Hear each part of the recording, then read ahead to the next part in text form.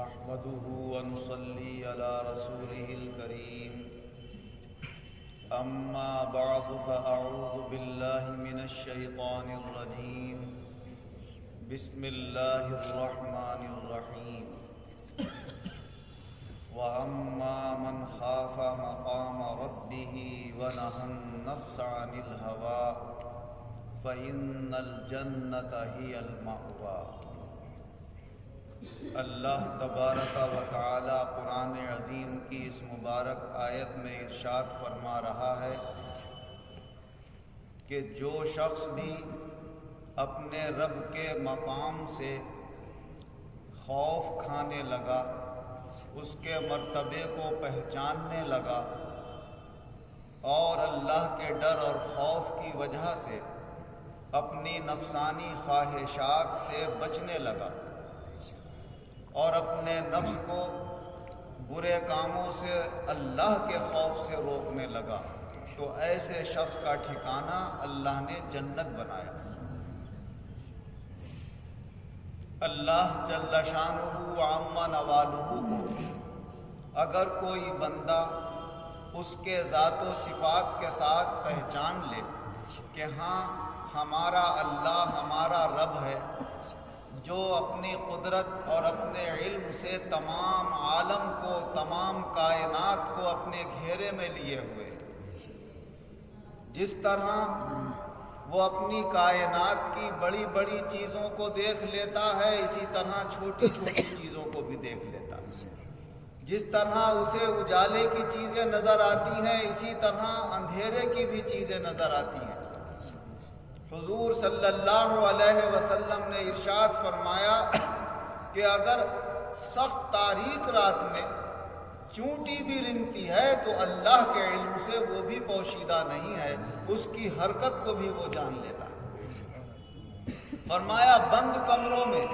اپنے لحافوں میں چھپ کر بھی تم کوئی بات کرو یا کوئی کام کرو تو وہ اللہ سے چھپا ہوا نہیں ہے، اللہ سب دیکھ رہا ہے، اللہ سب جان رہا ہے، اسے ہر بات کی خبر۔ حضرت داتا گنج بخش رحمت اللہ علیہ اپنی کتاب کشف المحجوب میں تحریر فرماتے ہیں کہ بصرے کا ایک دولت مند رئیس آدمی اپنے باغ میں گیا گھومنے کے لیے۔ اتفاق سے اس کی نظر جو باغ کا نوکر تھا، باغبان تھا، اس کی بیوی پر پڑ گئی۔ اس کی بیوی انتہائی حسین و جمیل تھی۔ اس کی نیت خراب ہونے لگی۔ اس نے اپنے نوکر کو تو کسی کام سے بھیج دیا اور اس کی عورت سے کہا کہ تم کمرے کے گھر کے دروازے سب طرف سے بند کر دو، بس میں ہوں اور تم ہو گھر کے اندر۔ اس نے سب دروازے گھر کے بند کر کے پھر اس حاکم رئیس سے کہا، دولت مند سے، کہ سرکار سارے دروازے تو میں نے بند کر دیے مگر ایک دروازہ ایسا ہے جو مجھ سے بند نہیں ہو رہا اور وہ دروازہ کسی سے بھی بند نہیں ہوگا۔ کہا وہ کون سا دروازہ ہے؟ کہا وہ دروازہ ہے جو ہمارے اور اللہ کے بیچ میں کھلا ہوا ہے، جس دروازے سے ہمیں اللہ دیکھ رہا ہے، ہم اس دروازے کو کیسے بند کریں؟ ایک دم رئیس ہوش میں آ گیا اور بڑا نادم و شرمندہ ہوا اور سر جھکا کے وہاں سے چلا گیا۔ کیا اسے اپنے رب کا مقام یاد آ گیا، اس کی ذات و صفات کا علم تو تھا اسے مگر نفسانی خواہش نے پردہ ڈال دیا تھا۔ اللہ نے کرم فرمایا اور اس عورت کے کہنے سے وہ پردہ ہٹا دیا۔ یہ ہماری واعظ کی محفلیں کیا ہوتی ہیں، اولیاء اللہ کی نصیحتیں کیا ہوتی ہیں، جو وہ بتاتے ہیں وہ ہمیں بھی پتہ ہوتا ہے۔ جو علماء بتا رہے ہیں یہ صحیح ہے یا غلط ہے، کون سا مسلمان ہے جو نہیں جانتا، مگر کیا ہے پردے پڑے ہوئے ہوتے ہیں، ہماری نگاہوں سے اوجھل ہوتا ہے، وہ ہمیں یاد دلا دیتے ہیں۔ جب یاد دلا دیتے ہیں تو جب تک وہ بات یاد رہتی ہے اللہ کا خوف رہتا ہے، ہم اچھا کام ہو تو اسے کرنے کی کوشش کرتے ہیں، برا کام ہو تو بچنے کی کوشش کرتے ہیں۔ حضور نبی اکرم صلی اللہ علیہ وسلم کو کوئی نیا دین لے کر نہیں بھیجا، وہی دین جو ہمیشہ سے چلا آ رہا ہے کہ ایک اللہ تمہارا معبود ہے، وہی دین حضور صلی اللہ علیہ وسلم نے بتایا۔ بس کیا ہے کہ لوگ بھول گئے تھے۔ اللہ تعالیٰ نے فرمایا فذکر انما انت مذکر، آپ جا کر لوگوں کو یاد دلا دیجئے، آپ تو یاد دلانے کے لیے بھیجے گئے۔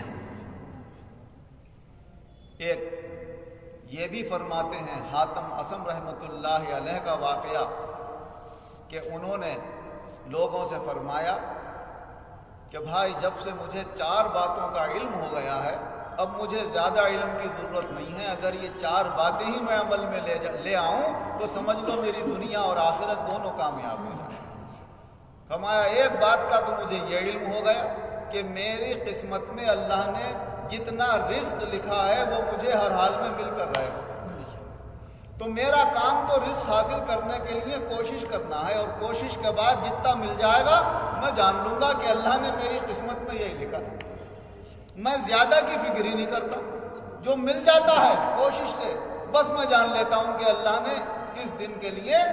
میرا حصہ یہی رکھا تھا، وہ میرا حصہ مجھے مل گیا، اب پریشان کیا ہو۔ اور فرمایا دوسرا یہ کہ اللہ نے مجھے یہ علم عطا فرما دیا کہ میرا وہ مالک ہے اور اس کے میرے اوپر کچھ ایسے حقوق ہیں جو میرے ہی ادا کرنے سے ادا ہوں گے، میری جگہ کوئی دوسرا ادا نہیں کرے گا، تو میں اپنے اللہ کے حقوق ادا کرنے میں لگا رہتا ہوں اور انہیں پورا کرنے کی کوشش کرتا ہوں۔ تیسری بات یہ ہے کہ ایک چیز ایسی ہے جو مجھے تلاش کرتی پھر رہی ہے، اور ایک وقت اللہ نے مقرر کر دیا ہے، جب وہ وقت آ جائے گا تو وہ مجھے ڈھونڈ لے گی۔ فرمایا وہ میری موت ہے، اور جب وہ آ جائے گی تو پھر کوئی چھٹکارا نہیں ہے۔ ان اجل اللہ اذا جاء لا یؤخر لو کنتم تعلمون، جب اللہ کا مقرر کیا ہوا وقت آ جاتا ہے تو پھر مہلت نہیں دی جاتی۔ کاش تم اس بات کو سمجھ لو، تو مجھے یقین ہے دنیا چھوڑ کے جانا ہی ہے، تو پھر اکٹھی کرنے میں کیوں لگوں، اس کی فکر میں اور الجھن میں کیوں مبتلا ہوں، فکر اس چیز کی کروں جو میرے ہمیشہ کام آنے والی ہے۔ حضور نبی اکرم صلی اللہ علیہ وسلم ارشاد فرماتے ہیں کہ جو اپنے سارے غموں کو سمیٹ کر بس اس کو ایک غم بنا لے اپنی آخرت کا، تو اللہ سارے غموں سے اسے نجات عطا فرما دے گا، اور ہر غم کے لیے اللہ اس کی مدد فرمائے گا۔ اور فرمایا کہ جو دنیا کے بے شمار الجھنوں، پریشانیوں اور غموں اور فکروں میں مبتلا رہتا، یہ کیوں نہیں ملا مجھے، وہ کیوں نہیں ملا، یہ کیوں نہیں ہوا، یہ ایسے حاصل کر لوں، یہ ویسے حاصل کر لوں۔ فرمایا یہ سب خواہشات کی وادیاں ہیں، نہ جانے کب کون سی وادی کی فکر میں لگا ہو اور موت آ جائے، نہ جانے کون سی وادی میں جا کر ہلاک ہو جائے، اللہ کو ایسے شخص کی کوئی پرواہ نہیں۔ تو جب ہمیں چھوڑ کر جانا ہی ہے اور آخرت میں پہنچنا ہی ہے تو اپنی ساری فکریں ادھر کو لگا۔ لیکن مجھ سمیت زیادہ تر جو لوگ آپ کو ملیں گے وہ دنیا کی پریشانیاں بیان کرتے ہوئے ملیں گے، صاحب یہ پریشانی ہے، صاحب وہ پریشانی ہے، آخرت کی پریشانی کو کوئی ذکر نہیں کرتا۔ حضرت مولانا شاہ وزیر محمد خان صاحب رحمۃ اللہ علیہ کے پاس جب لوگ مرید ہونے آتے تھے تو وہ تو دلوں تک نظر ہوتی، کشف ہوتا ہے اللہ والوں، وہ سمجھ لیا کرتے تھے کہ یہ اللہ کے لیے آیا مرید ہونے یا دنیاوی کسی غرض کی وجہ سے آیا۔ اگر اس کے دل میں کوئی دنیاوی غرض ہوتی تو اس سے ایسی ہنسی مذاق کی باتیں کرتے کہ وہ اٹھ کر کچھ دیر میں چلا جاتا کہ کیا اس کے مرید ہوں، یہ تو ہنسی دل لگی کرنے والا آدمی ہے، ہم تو بزرگ سمجھ رہے تھے، پیر سمجھ رہے تھے۔ جب چلا جاتا تو مول صاحب قبلہ اور جو بھی آپ کے مرید بیٹھے ہوتے کہتے صاحب یہ تو آپ سے مرید ہونے آیا تھا، اور آپ نے ایسی بچکانہ باتیں کری کہ یہ ایک دم آپ سے رخ پھیر کر چلا گیا اور مرید ہو کر نہیں گیا۔ ارے بھائی کہ تم کیا جانو اس بات کو، مرید ہونے آتا کون ہے؟ کوئی بیماری لے کر آتا ہے، مرید ہو جاؤں گا تو یہ دور ہو جائے گی، بڑے پہنچے ہوئے اللہ والے دعا کر دیں گے تو میرا کاروبار صحیح ہو جائے گا، میرے دنیا ہی کی فکر لے کے آ رہے ہیں۔ کوئی اللہ کے لیے آئے گا تو ہم کیوں منع کر دیں گے، وہ تو اللہ کا بھیجا ہوا آئے گا ہمارے پاس، اور جب اللہ کے لیے کوئی آتا ہے تو فرمایا ہم اسے منع نہیں کرتے۔ تو یہ اللہ کے چاہنے والے ہوتے ہیں حضرات خاصان خدا و مقربان بارگاہ الہ، تو ان کے حوال بھی ایسے ہوتے ہیں۔ تو ہماری تیسری چیز میری موت ہے، تلاش میں لگی ہوئی ہے، جس دن وقت پورا ہو گیا پکڑ لے، پھر نہیں چھوڑے گی، کہاں کو جا رہے۔ اور فرمایا چوتھی چیز یہ ہے کہ اللہ نے مجھے یہ علم عطا فرما دیا کہ میرا جو مالک ہے، میرا رب ہے، وہ ہر وقت ہر حال میں مجھے دیکھ رہا ہے۔ میں جو کچھ کر رہا ہوں اس کی میرے اوپر ہر وقت نظر ہے۔ اگر میں نے کوئی غلطی کی، گناہ کیا، تو مجھے علم ہے کہ اللہ نے دیکھ لیا۔ میدان قیامت میں کیا صورت لے کر جاؤں گا اس کے سامنے، جب مجھے یہ یاد ہوگا کہ میرے مولا کو پتہ ہے میں نے دنیا میں کیا کیا کیا ہے، تو میں اس کے سامنے کیا صورت لے کر جاؤں گا، یہ سوچ کر میں اپنے آپ کو گناہوں سے بچا لوں۔ یہ معرفت ہمیں اس کلمے میں اللہ تعالیٰ عطا فرماتا ہے جو سب سے پہلے ہمارے ایمان کے لیے ضروری ہے، لیکن ہم کلمے کے معنی کو سمجھ ہی نہیں پاتے۔ تیجے کے ختم میں تو 1000 بار پڑھ لیتے ہیں، مگر یہ پتہ نہیں کہ یہ کلمہ ہے کیا ہمارے لیے۔ ثواب تو پہنچ جائے گا اس کا، لیکن جو نصیحت اس سے حاصل ہونے والی ہے وہ نہیں ہو پائے گی۔ اگر ہم اس کی نصیحت پہ غور کر لیں کہ ہم سے کلمہ کیا رہا ہے، تو یہ سارے علوم خود ہمارے سامنے آ جائیں۔ اسی لیے اگر یقین کے ساتھ دل سے ایک بار بھی کوئی یہ کلمہ پڑھ لے گا تو حضور صلی اللہ علیہ وسلم نے فرمایا دوزخ میں ہرگز نہیں جائے گا، اللہ نے حرام کر دیا اسے دوزخ میں۔ حدیث پاک ہے، آج ہی بخاری شریف میں دیکھ رہا تھا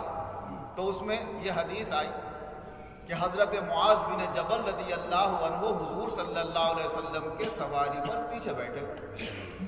حضور صلی اللہ علیہ وسلم سواری چلاتے ہوئے جا رہے تھے۔ آپ نے فرمایا یا معاذ بن جبل، کہا لبیک یا رسول اللہ وسعدیک، بار بار حاضر ہوں، خوش نصیبی ہے میری حضور، کیا فرما رہے ہیں؟ حضور چپ ہو گئے۔ پھر تھوڑی دیر کا کہا یا معاذ، کہا لبیک یا رسول اللہ وسعدیک، کیا فرما رہے ہیں؟ میں حاضر ہوں۔ پھر حضور خاموش ہو گئے۔ پھر تیسری بار کہا یا معاذ، کہا حضور میں حاضر ہوں، لبیک یا رسول اللہ وسعدیک۔ تو پھر حضور صلی اللہ علیہ وسلم نے فرمایا کہ اے معاذ، جو اپنے دل کے یقین کے ساتھ یہ کلمہ پڑھ لے گا اشہد ان لا الہ الا اللہ واشہد ان محمدا عبدہ ورسولہ، تو اللہ تبارک و تعالی اس کو دوزخ کے اوپر حرام کر دے۔ تو کلمے میں وہ اقرار کر رہا ہے، جو اقرار کر رہا ہے دل سے بھی یہ یقین ہو کہ میرا اللہ ہے، اور اللہ ایسے ذات و صفات رکھنے والا ہے کہ وہ ہر شے پر قدرت رکھتا ہے، ہر چیز کو محیط ہے، ہر چیز کا جاننے والا ہے۔ جب ان صفات کے ساتھ اسے یقین ہوگا تو پھر وہ جو اللہ کے احکام ہیں انہیں بھی پورا کرے گا، اور جن باتوں سے اللہ نے منع کیا ہے ان سے بھی باز رہے گا۔ تو یہ مقصد حضور اکرم صلی اللہ علیہ وسلم کا، چونکہ ہر ایک نہیں سمجھ سکتا تھا، اس لیے جب حضرت معاذ نے عرض کیا یا رسول اللہ سب مسلمانوں کو خبر دے دو اس کی کہ کلمہ پڑھ لیں بس دل سے ایک مرتبہ، فرمانا کسی پہ بھروسہ کر کے بیٹھ جائیں گے، مطلب سمجھیں گے نہیں کہ کلمے کا کیا ہے، بس کلمہ پڑھنے کے ساتھ حضور نے فرما دیا تھا دوزخ تو حرام ہو ہی گئی، اس کی مصیبت سے تو اللہ نے بچا ہی دیا۔ تو حضرت معاذ رضی اللہ عنہ نے اپنے انتقال کے وقت اس گناہ کے خوف سے کہ حضور نے فرمایا جس نے علم کی بات چھپائی تو اس کے منہ میں آگ کی لگام لگائی جائے گی، اس خوف کی وجہ سے انتقال کے وقت یہ حدیث آپ نے بیان کی۔ تو معلوم یہ ہوا کہ اگر صحیح معنی میں اللہ کی معرفت اور پہچان ہو جائے، اسی معرفت اور پہچان کے لیے تصوف کا راستہ اولیاء کرام نے اپنا کر لوگوں کے دلوں کی صفائی کی ہے، پردے ہٹائے ہیں، تاکہ ہر وقت ان کی آنکھوں کے سامنے یہ رہے کہ آج اگر ہم ایک چھوٹا سا کیمرہ لگا لیتے ہیں تو چور چوری کرتے وقت بھی اپنا منہ چھپا کے چوری کرتا ہے کہ کہیں کیمرے میں میری صورت نہ آ جائے اور پہچان نہ لیا جاؤں کہ چوری کون کر رہا ہے۔ لیکن اگر اسے یہ یقین ہوتا کہ آج یہ کیمرے سے تو میری صورت بچ جائے گی لیکن اللہ سے نہیں بچے گی، اگر آج میں یہاں پر پکڑا نہیں گیا تو میدان محشر میں اللہ کو بتا دے گا یہ تھا وہ ہماری سائیکل اٹھانے والا اور یہ تھا چوری کرنے والا۔ تو اگر یہ اللہ کا خوف پیدا ہو جاتا تو کیمرے لگانے کی ضرورت نہیں پڑتی۔ اللہ تبارک و تعالی ہم تمام انسانوں کو یہ معرفت عطا فرمائے اور تمام پردے رین اور غین کے اللہ تعالیٰ دور فرمائے، اور اپنی معرفت اور اپنے علم اور اپنے ذات و صفات پر ہر وقت نظر رکھ کے نیک کام پورے کرنے کی اور برائیوں سے بچنے کی اللہ ہم سب کو اپنے خاص خوف سے اور اپنی رضا کے لیے توفیق عطا فرمائے۔ آمین وآخر دعوانا ان الحمد للہ رب العالمین۔ سبحان اللہ والحمد للہ ولا الہ الا اللہ واللہ اکبر۔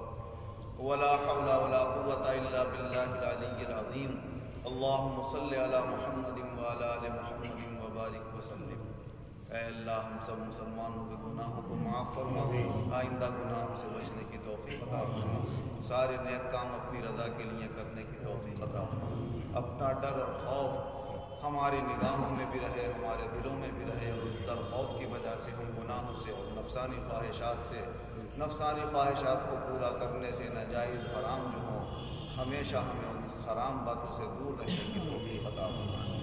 اے اللہ جو بیمار ہیں انہیں شفا عطا فرما، جو قرض دار ہیں انہیں قرضوں سے نجات عطا فرما، جو بے روزگار ہیں انہیں اچھے روزگار عطا فرما، جو برسر روزگار ہیں ان کے روزگاروں میں خیر و برکت اور ترقیاں عطا فرما۔ دنیا اور آخرت دونوں جہان میں ایمان و عزت کے ساتھ ہم سب مسلمانوں کو شاندار کامیابی عطا فرما۔